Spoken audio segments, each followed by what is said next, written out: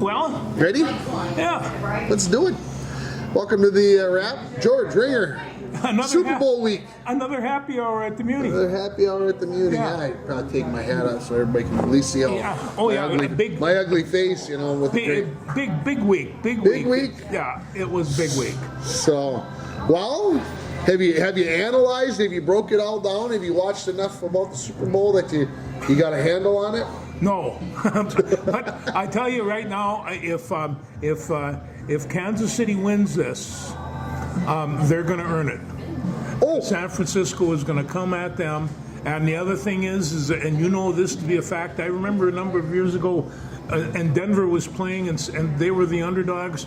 And they said, who are you picking? I says, if the defensive ends can cut loose like they could, and I can't remember who they were, but they were just arrows. And they just chopped the heck out of the opposing thing, and they wound up winning the game. And I say the very same thing about San Francisco. It's how much pressure can those edge rushers, can those defensive ends put on that quarterback? I think we got one person's vote over there. Yeah. I think he said the Niners. No, he said Niners. You know, and I mean, you know, and it's just like I'm sitting around and oh, it's going to be a great game. It's really going to be a good game. They got the two best teams. I think it's what it's boiled down to. Okay, so I thought we should break it down a little bit by position. Yes. Okay, so Purdy or Mahomes. If you're not thinking about it being a Super Bowl, if you just got to pick one, who are you taking? If you threw another quarterback up there, I'd still have to pick Mahomes. You know, and okay. I agree. He is just, you know, and analyzing Mahomes, and you have to take a look about him and a couple of these other quarterbacks. They're developing their technique, this sidearm technique. They get this ball any way they can. Sometimes it looks like a basketball pass, but it's amazing what he can do with that. If you would have had a quarterback that was sidearming a football down there, the first thing you would have done as a coach is fix that. And it's a no-no. It's a no-no. Do that. And yet he gets away with it. It's a baseball throw, is what it is. All right, so, McCaffrey or Pacheco? You know, this is really a toss-up because Pacheco is really, really good. But right now, Christian McCaffrey should be the most valuable player, so I got to go with McCaffrey. There you go. Debo or Rashee Rice? What a pair! I mean, you know, and I think that Samuels has had an opportunity to heal a little bit and to put it together a little bit. If he's on his game, how would you like to defend that? You know, I mean, it's just tough to defend. So I'll pick Debo. Kittle or Kelsey? Oh my Lord. Well, you know, I knew you'd love this one. No, you know, Kittle is one of the most interesting characters in the NFL. You know, in the offseason, he's a professional wrestler, and face it, Travis Kelce's kind of a hugger. I see him with this pretty girl all the time, and he's walking around, and he's got this smile on his face. Right now, Kittle's meaner, but I'm not so sure that Travis Kelce isn't happier. So that's a toss-up. That's a toss-up. We've agreed. I'm going to go with Kelce right now. Yeah. Kittle. 2 years ago, I've taken Kittle. Yeah. Kelsey's better right now. Offensive line. Oh, you know, I think that the Kansas City Chiefs has developed this offensive line throughout the year because there was a time that they were busting up and weren't performing quite as good. But right now, their offensive line is as good as it gets, and that's why I say the San Francisco defensive front, they really have to play a solid game. And they're fast and they're quick and they can be able to do that. But right now, Kansas City's got a great offensive line. Okay, so I'll go back to the other side of the line now. Yeah. I think I already know the answer. The defensive line, that belongs to... That's going to have to go with San Francisco. That's going to have to go with San Francisco. How about the linebackers? Well, you know, it's one of those things where... I think they're kind of a toss-up there, but San Francisco has more stars. That might be a good way of putting it. More star quality with the 49ers. But these guys are big and fast and fearless. They watch these linebackers stick their head in the hole and make these tackles around these big trucks that are going around them. I mean, these guys are fearless. They're not small either. 6'4", 6'5", 240, 250 pounds. Well, they're not small. No, they're not small guys. How about the D-backs? No, the D-backs are are quite a bit of a toss-up in my mind again. But there's going to be breaks, and somebody's going to pick up an interception, or somebody's going to get a fumble. There is going to be breaks, and that's what your secondary is going to be looking for. And I mean, Kelsey doesn't drop many passes, and neither does Samuels, or for that matter, McCaffrey out of the backfield is as good as they get. No, but when you have to take a look at who's going to get a good performance, Purdy or Mahomes, and I think that it's going to come down to that. I mean, I'm going to pick San Francisco in 1.5 because I just feel wild. There you go. Yeah. Well, I put the kicking game down for San Francisco, and I gave the intangible to Kansas City because they've been there now 4 times in the last 6 years. Well, and I'm going to tell you, you can't take this away from Coach Reed. He's really, really an outstanding football coach. He not only does great commercials, but he calls a pretty good series of plays too. And and he doesn't really get too excited, in terms of, because there's a lot of emotion flowing around in that sideline. So somebody has to keep at least 1 foot on the ground, and I think he does. Well, I got 5 check marks for each team. Yeah. And I think I agree with you. I got 23-21 on taking San Francisco. Yeah, that's it. 1.5. What can I say? It's right there. And it is that close. I think it's going to be a really great game, and you know me, this is Super Bowl. I love the commercials, so we're going to see what happens. I understand the Bud commercial, the star of the Bud commercial is a dog, and so we're pulling for the dog. We know that. So, who's playing at halftime? A guy named Usher or something like that. Usher. Yeah. Oh, I know. Well, we won't have to worry about he's pretty talented. Well, I believe that, but man, I don't have unless it's somebody from AC/DC to whatever. I don't have any of his records. No, we'll be moving on. Yeah. Okay, so we agree it's going to be close. It's going to be close. Fun. It's going to be a really good time, and I'm telling you right now, as we speak, Las Vegas is starting to liven up. And you talk about liven up yourself, that town's going to be absolutely nuts in the next 24, 48 hours. I would guess it's nuts most of the time, it's going to be it's going to be nutsier now. So, where do you want to move to next? Oh, let's see. I got my little book here. Let's talk a little basketball, and I'll tell you why. There's all of a sudden some good news for the Minnesota Gophers. They're playing well. They knocked off Northwestern last night. They knocked off Michigan State. They've got a couple of tough teams that they got to play. I don't know. I guess this Purdue bunch is pretty good. Yeah, and so they got Nebraska and Iowa. But Purdue is not. Well, here, I'll put it to you this way. We should beat Wisconsin. And if we'd have beat Wisconsin, we'd be in 4th place all alone. Yeah. We'd be just right behind Wisconsin, right? I can't even believe I'm saying this out loud. The Minnesota Gophers are tied for 4th in the Big Ten. They are. Right now, they get the double bye in the Big Ten tournament. Well, that's what it comes up. I mean, I think if you take a look at a 10-10 split, they're going to get an invite, and they're 6-5 right now, and so there's got to be 4 games that they have a chance of winning. When I saw that headline in the Minneapolis paper the other day that said what the Gophers have to do to make the NCAA tournament, I chuckled out loud because there still is no rhyme or reason to believe that that's what's going to happen, but. They definitely put themselves in that spot. They have put themselves in the spot. And the other thing is that when we take a look at, and I thought after they lost some of those people last year, they weren't going to be as strong a team this year, and they're better. Now that's an indication that something's going on with that coaching staff, and they seem to have a handle on it. And also, it's going to get Ben Johnson, what can I say? Mark Coyle got himself a nice little contract. We'll see how Ben does. Yeah, I would guess that if they make the NCAA tournament, he will strike while the iron is hot and get himself a new contract. Well, we'll see where it's going right now. But they're fun to watch. They make a lot of mistakes, and then they get those I mean, those dastardly hitting streaks where they bam, bam, bam, and then they don't get anything for the rest of the quarter. Drive a coach crazy. And they're tossing up at that point in time. They're panicking, and they're trying to get their shot back and a shot back. And the more they try to get the shot back, the worse it gets. And it's, but, hey, they're kind of fun to watch now.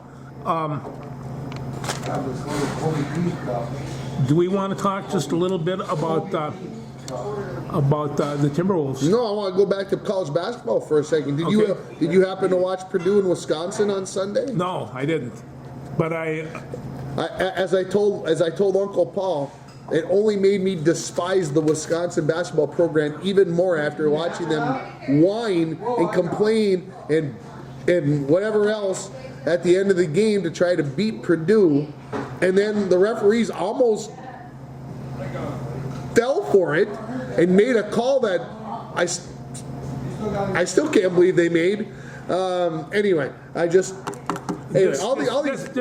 had to be in Wisconsin. It was at Wisconsin. Yeah. And the referees got hornswoggled by the crowd and intimidated or lost their luster or whatever they were supposed to be doing. I could see that place is fanatical. Something. Yeah. So we can talk about the Timberwolves. Well, they blew one last night. Historical. Yeah, but this is becoming a pattern, George. 6 of 10. They've been leading in the fourth quarters of games that they've lost. They're ahead, in this case, 20 points. They were ahead 23 points right after halftime. It wasn't that bad. It wasn't that much in the fourth quarter, but they were ahead 23 points early in the third quarter, yes. Yeah, I'm not sure what that is an indication of in professional basketball, but it looks really funky on the TV, and you just sit and watch the whole thing fall apart. And here was an opportunity for them to take down the Bulls in Bullville, and they weren't able to do it. Yeah, it's a road win that you almost have to get. The Bulls aren't that good. You've got to win that ball game for that team to fall apart again. Chris Finch is going to be the head coach at the All-Star game, which means that the Timberwolves were in first place the day they made that choice. And this is a team that that losses are going to occur. You're going to have leads and you're going to lose them. It's the NBA. The other team, no matter if I don't care if they're the Detroit Pistons, they still have talented basketball players. Oh, they do. So, for this to continuously happening is a red flag for me. That yes, we're going to be one of the better teams in the Western Conference, but no lead is safe with this team. The other thing is that I was going to make a point of Chris Finch. He's quite an interesting guy. He coached in Europe for years, in England and in Germany, and. Well, he's somewhat of a character, and they really took to him over there. And then he started working a little bit with the American basketball players that were coming over there, and wormed his way back to the States. But this guy's been around, and he knows what he's doing. I think that for him to get that head coach of the All-Star team, that's quite an honor, and it's because of what his team's produced. Now, they got Anthony Edwards, and they got Towns. And they miss the guy that kind of has been carrying the ship, in Rudy. And it's just like, they got the best of, but of course, it dawns on me, All-Star game, defense not necessary. In fact, not required. In fact, leave it alone, leave it at home. This isn't what this is about. It's a shame that Rudy didn't get named to the All-Star team. For everything that he does for that team that's in first place, probably deserved it. But as you mentioned, it's an offensive show, and Rudy's probably not going to draw in the ratings. That is quite necessary. But you got to remember, they only picked 12 or 15 guys, and you got 15 teams. Well, and this is it. A year ago, we all would have hung him out to dry and traded him in for an old dog. But Rudy is Rudy, and I'll tell you, he's rapidly turning into one of my favorite NBA basketball players. I've seen some stuff that I didn't think was possible, and good for him. I'm glad everything is working out for him. Yeah, and they made a trade today. The Timberwolves did. Did they? I know they might be looking for another guy. We traded away a couple of guys and a 2030 second round pick for a former first rounder. Let me see if I can find that. Let me see here. Let me do this. Timberwolves trade. Let's see. 1 hour ago, we traded for Monty Morris. Do you remember? You know Monty Morris? The name sounds familiar. The Pistons traded Monty Morris to the Minnesota Timberwolves in exchange for Shake Milton, Troy Brown Jr., and a 2030 second round pick. So, anyway, there you go. A 2032? 2030. 30. Yeah, in 6 years, a 6th round pick. Anyway, Morris is a Flint native who arrived in Detroit via trade with the Wizards last summer. The 6'2" point guard, Mr. Michigan basketball in 2013. Anyway, he was kind of got sent to the back of the bench. Well, and wasn't happy. And this kind of happened, and it's come up now. They figured that they were going to need one more trade. They needed one more a guy that they could circulate and a point guard. Point guard. When Conley's not on the floor, we talked about last week. Well, and Conley needs a break. In fact, they all do when they take a look at the minutes that Cat is playing, or Alexander. These guys are putting in some top shelf minutes, and they can't do that all season long and figure they're going to be somewhat fresh when they make the playoffs, because they're going to make that playoffs, almost sure. No. Yeah, it would take an epic collapse like in the second half of a basketball game. Don't say never. I know I said it last week. This was the biggest turnaround for a second-tier team to beat a 30-game winner in 30 years. That's a long time. And, the people that were playing in those days are, they're old and don't play anymore. Yeah, Wolves at Milwaukee tomorrow night, so it does not get any easier. It doesn't get any easier. That is for sure. Yeah. So. Well, if they want to be in the playoffs and rough it up with those top shelf teams, this is how you do it. Gotta have competition. Gotta go. Before we leave basketball, the women's basketball team, of course, lost Mara Braun here last week, and are going to have to suffer the consequences when you lose your best player. Well, they are, and I watched the game actually the other day, and I think they're still trying to figure out who's going to fill that horn. On the other hand, there's some people that are coming around that are playing pretty good basketball, and it just takes a while.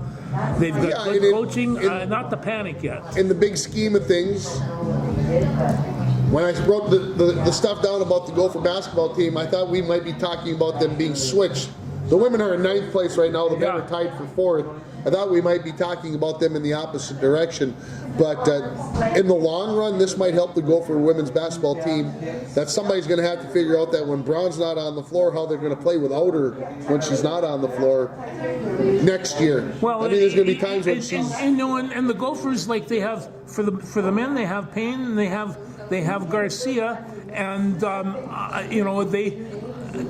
these guys are playing strong right now. They've got a good front court. They can run and they can all shoot. Well, Payne can't shoot, but that's okay because he's just got to be within 2 feet of the basket. He's got to get 2 feet of the basket. But they got a good team, and they're still finding out. Christie came in and got 20-some points the other night, and who ever heard of him before? And he's he comes on, but he comes from an athletic family, and hey, there's talent there. There's talent there. What about your Wild? Well, they ran off and played that 3-on-3 tournament. Did you watch any of it? No, I didn't watch any of it. And it's kind of like my good friend Patrick Russi was saying, how come there's no All-Star games anymore? The only one that contributes to an All-Star, call it an All-Star, is baseball. And which is probably true because the hockey players don't want to go out there and get banged up any more than they are. And pro football, that kind of just fell by the wayside. And like a lot of All-Star I watched one play of the Pro Bowl thing on Sunday. When I was flipping through the channels, I was like, all right, I'll watch one play. And they had some guy blitzing, with no linemen, blitzing in. and he threw it. The quarterback, I don't even know who it was, threw a moon ball about 47 yards into the air, and I'm like, okay, that was more than enough. Well, I mean, especially like at the college level, 4 days a week, you run your plays, but you don't hammer, and then generally 1 day a week there's a little bit heavier hitting. But I watch these guys, and it looks like they're running through a no contact day, and it's and so I mean, I hope they're having fun, and I always said that I wanted to go to Honolulu and watch the Pro Bowl game while sitting in my cabaret on the beach drinking beer, and so I never happened, but that's all right. It never will happen. I agree. It's never going to. It's never going to happen. It's never going to happen. So while they're at Chicago tonight? Yes, that's kind of a the Blackhawks. They lost their rookie boy, Connors? They did. Bedard. Yep. Bedard. Sorry. So he's out for the season. So he'll be back eventually. He just busted his jaw. That's all. Oh, busted jaw. Well, a young kid like that probably. He'll be back. Just mouthing off. He'll be all right. Okay. So while they're at Chicago, then get the Penguins and the Wild. No, it seems to me they have kind of a pattern here. Kaprizov couldn't buy a goal for a long period of time, and he went through that thing last year as well. They just couldn't, and then all of a sudden, it's like he's got a Gatling gun, bam, bam, bam, bam, bam, bam. But nobody there to help him right now. Nobody there to help him. And this is starting to sound familiar. Something's going to give here at the trade deadline for the Wild. They're going to have to do something. If they're going to, they either got to decide, are we blowing it up for this year, or are we going to go for it?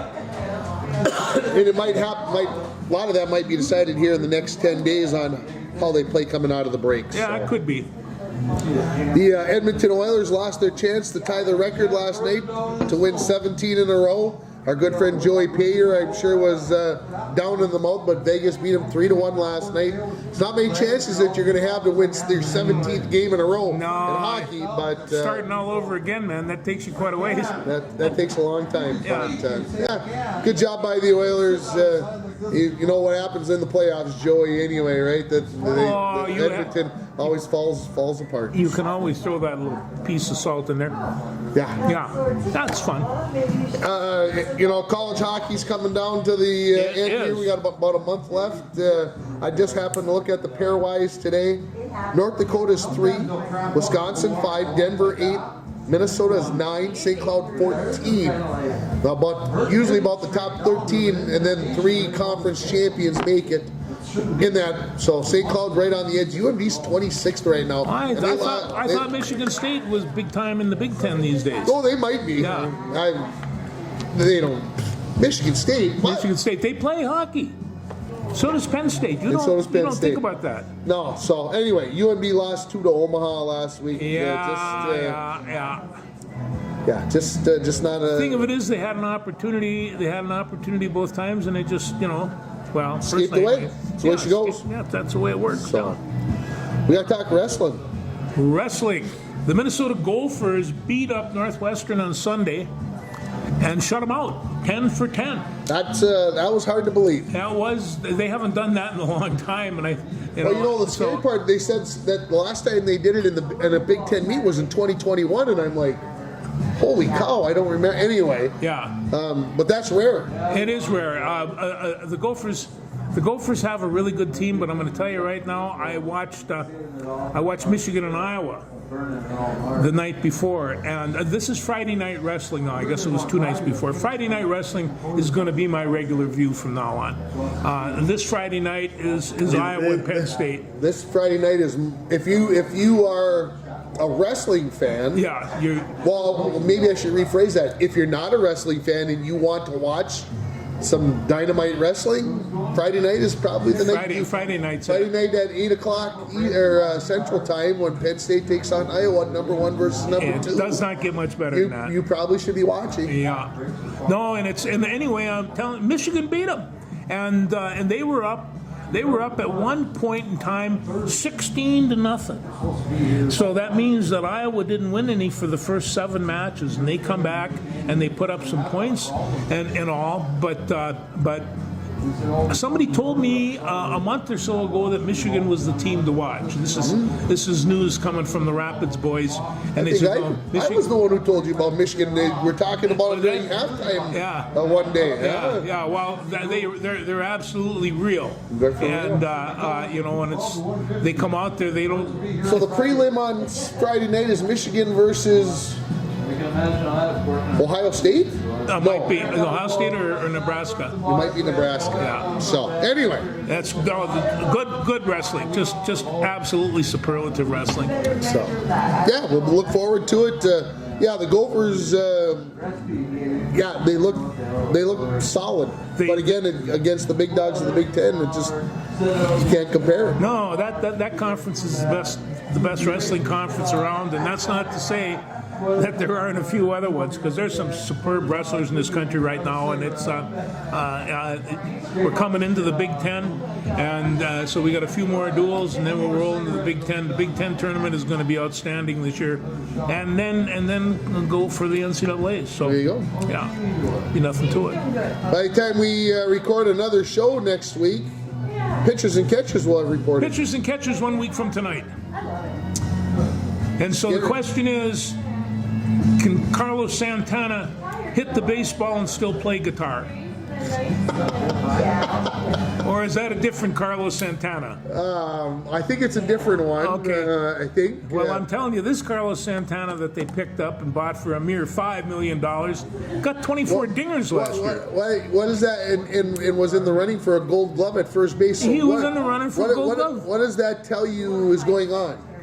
I think they're trying to bring down their their cost ratio a little bit and not pay so much. But how does he end up here?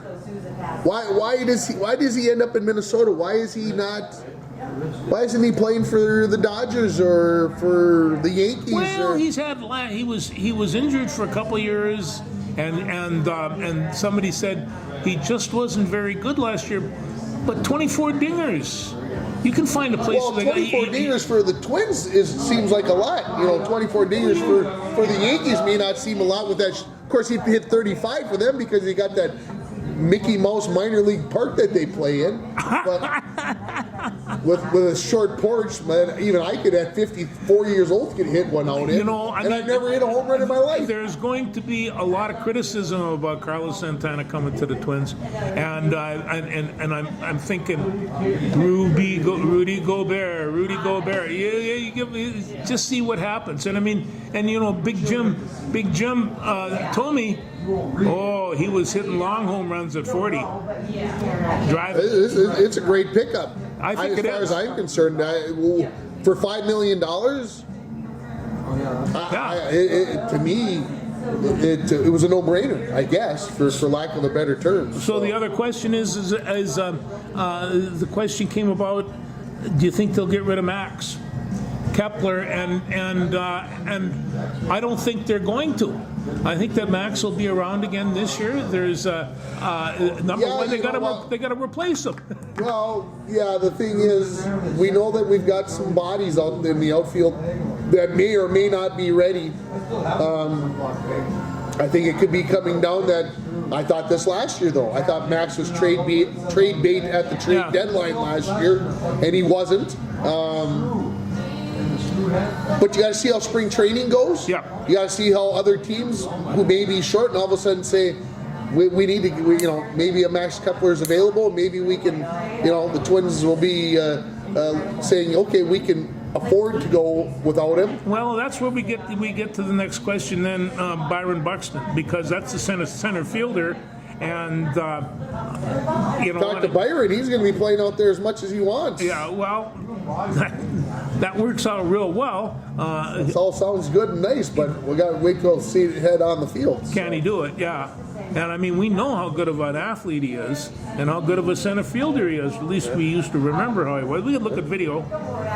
But well, we see what happens with Brian Buxton because hey, I don't know. All of a sudden, Hey, every the lineup spring's eternal. Spring's eternal, right? That's what I love about spring. Got a chance spring. about baseball, man. That's right. You got a chance to win it all. Whatever. Look at the Texas Rangers. Who would have ever thought, even in September 1, that they had a chance to do what they did in the postseason? Yeah, and look, the LA Dodgers, who thought that they could do what they've done.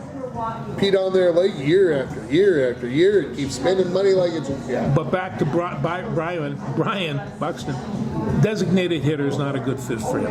That he hit 207 by the end of the year, and there was times that he was up as a designated So we hitter. might as well just let him play out in the center field and let him only play 40 games and get what we can. Nah, you gotta get 60 out of him, if not 80. So you're saying we should trade him?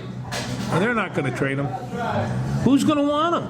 Besides, in order for the Twins to have to trade him, they'd have to pay half the salary to go somewhere, and they're not. And they're not. They don't want to do that. They don't want to do that. I don't blame them.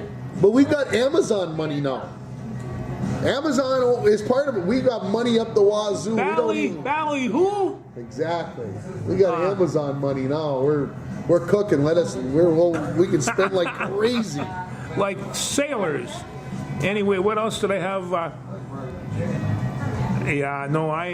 think that it's still a week before the pitchers and the catchers show up. We can give it a little bit more time than that. Okay, we Gophers, man. We're going to talk a little bit about. The question came up about the barn down in the University of Minnesota. Oh boy. They had 8,000 people at the Michigan State game the other day, and they figured, and that's a good run. I was in there one time when there was over 18,000. It was close to 19,000 people. You guys were a lot smaller back then. You guys are skinnier, I mean. Yeah, no, I wasn't that skinnier. But they said it was brought up that I think Rutgers has what's considered one of the finest basketball gyms in the country, 10,000 people. Okay. And so, and it's I think that what they're going to have to see, if they're going to reconstruct and do all the rest of this stuff, is, start taking a look at how to fill the seats that you have. Not, what are they at, 16,000, 15,500 or 15,600? Yeah, so right now they're on a good game, they're filling half. So, but that doesn't have any, in my mind, that doesn't have anything to do with the building. Oh no, I don't think it has anything to do with the building either. So I don't understand. These people are talking about that we need to build a new, whatever, because people will come and watch if we've got a new whatever to come watch them in. Oh, I think the product is what it is. Exactly. If they started winning, the last time that they had a full house was when they won the Big Ten championship back in '97, and that's when they had. Clem and the rest of the boys were doing this. But the maintenance cost for half a building. I mean, they're never going to put in 18,000, 16,000 people in that gym again. I don't think. Maybe. But if we start contending for a Big Ten title, we will. I think. Maybe. We'll see. I think people, if you got a good team, they'll come watch. But I mean, Gopher Hockey. Look at Gopher Hockey. They got this perfect place, the 3M Arena at Mariucci, blah blah blah blah blah blah blah blah the arena. And when they were nobody came to watch them. They were getting 1,500 people. Yeah, then all of a sudden they started winning, and now all of a sudden the place is full again. Well, that's what I'm telling the curmudgeons of the world in St. Paul and Minneapolis can sit there and say, well, why aren't people coming out to watch? Well, they don't want to come out and watch a mediocre product when we got to pay for the Timberwolves and the Twins and the Saints and blah blah blah. The thing of it is that you want to have a good basketball arena. Otherwise, I'm going to tell you right now, they got this team over there called St. Thomas Tommies, and they're going to have themselves. Tommies or Tommies? Did you say? Tommies. Tommies. Okay, I just want to make sure. Yeah, the Thomases. And they're going to have themselves in a couple years. They're going to have big time to keep up with the Joneses. Now you're feeding me more information. So what I hear you saying is that we can't recruit good players in because we don't play in a nice arena? No, I'm just saying is that it won't be long before St. Thomas has this beautiful arena, and Minnesota is going to be wondering whether or not they should remodel or replace the barn. I love the barn. It's some of the best things. It's a great floor. I've been on that floor. How old's Cameron Indoor Arena at Duke? And that place only holds like 9,000, and they fill the place, and ESPN... My point exactly, 9,000. ESPN says, oh, it's a great atmosphere and whatever else. Well, the barn can have a great atmosphere. It doesn't have to necessarily be full. Is it the raised floor that people, whatever? Here I am, old school. Yeah, build something new. I like the raised floor. They've got everything. I'll say it this way: they've got everything else brand new right now. Okay, they just built the new softball. The softball stadium is brand new. Football stadium's brand new. They got the new athletes village, new track and field. They've got the new basic. Well, Mariucci just got facelifted after 30 years. I'll give that whatever. Okay, they just redid Maturi to get that up to snuff. It's in the same building as Williams. Okay, so we got to have something new, right? There's nothing else left new to go get. I mean, obviously, I'm not even saying new. I'm saying different. That's more accommodating to what your needs are. And and it's kind of like they could do that without much effort. When was the last time that the barn's been gussied up? It hasn't been that long, I guess. They had to shovel down those. Somebody's got a few $1 million sitting around saying, "Geez, I could put my name on the outside. It'll be TCF Bank at Williams Arena or some." Like that, and they'll go on with it, right?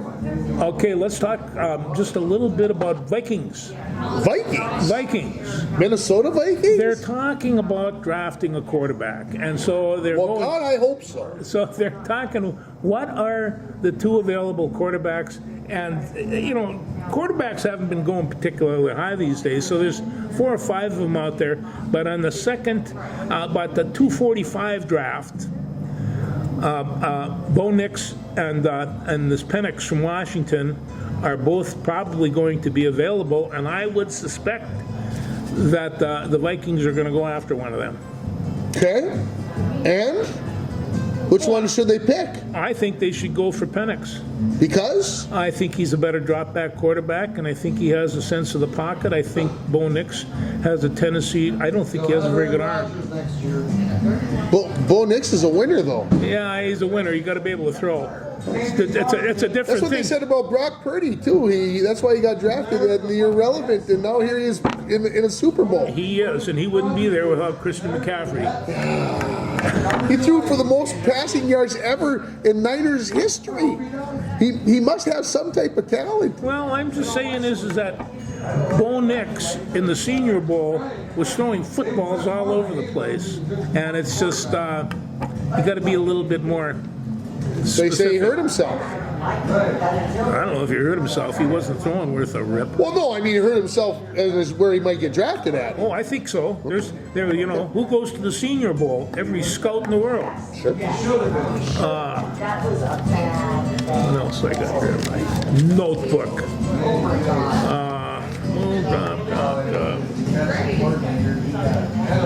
Anything about soccer in there? Soccer. The regular season starts in 2 weeks. The guy for the United Soccer team here was on the radio today, and he was jibber jabbering about what was going on, and things were picking up, and so yeah, I think they're in the mix.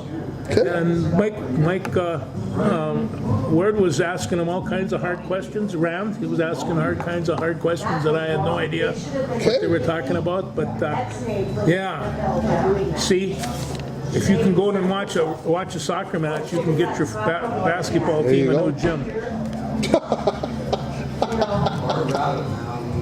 High school playoffs get started tomorrow.